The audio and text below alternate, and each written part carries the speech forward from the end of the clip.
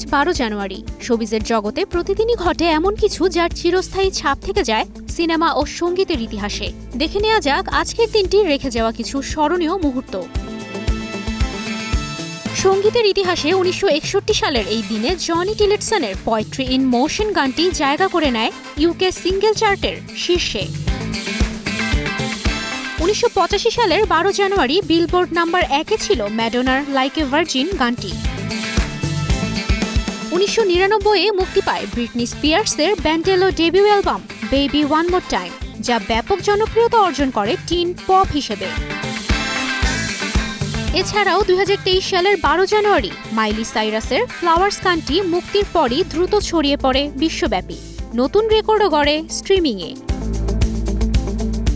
অন্যদিকে 1966 সালে এবিসিতে প্রথম সম্প্রচার শুরু হয় ব্যাটম্যান টিভি সিরিজের, যা বিশাল প্রভাব ফেলে পপ কালচারে।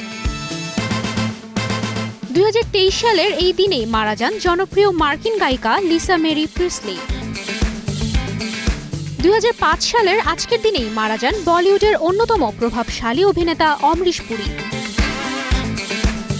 এই ছিল শোবিজ জগতের আজকের বিশেষ কিছু মুহূর্ত, যা মনে করিয়ে দেয় সিনেমা ও সঙ্গীতের জগতে প্রতিটি দিনই সৃষ্টি হচ্ছে ইতিহাস, যা অনুপ্রেরণা যোগায় নতুন সৃজনশীলতা ও বিনোদনে। তুবাইশি বুশরা, স্টার নিউজ।